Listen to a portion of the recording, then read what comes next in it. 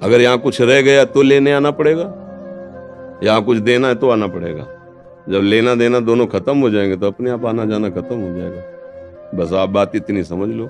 अगर कोई कामना रह गई है भोगने की, देखने की, सुनने की, छूने की, तो आना पड़ेगा।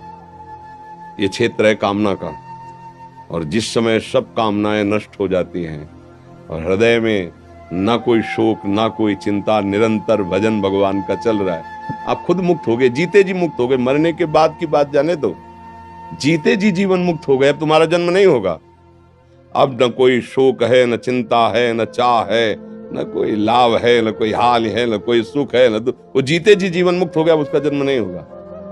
और एक हिरण के बच्चे में प्रीति हो गई भरत जी की, तो अगला जन्म हिरण का बन गए, नहीं बन गए। लेना देना है तो आना जाना पड़ेगा। लेना देना नहीं किसी से कुछ भी, किसी से कुछ भी, ना प्यार ना दुश्मनी।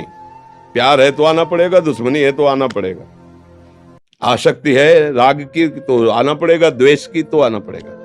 न राग न द्वेष, न प्यार न दुश्मनी, सब में भगवत भाव, जीवन मुक्त हो गए। तुम नाम जप करो, वैसी स्थिति बनाओ, जीते जी जीवन मुक्त हो जाओगे।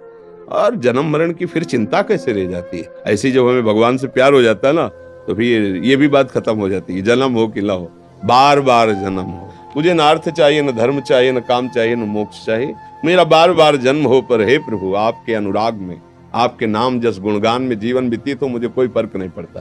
क्या फर्क पड़ता? आप हमारे हृदय में हो, आप हमारी वाणी में हो, आप हमारे मानस पटल में हो। नरक भेजो, मुझे क्या फर्क पड़ता है।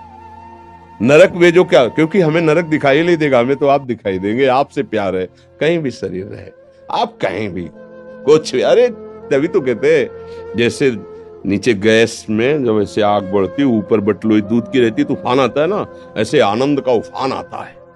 अब एक बार जुड़ के तो देखो भगवान से, आनंद की मस्ती आती है।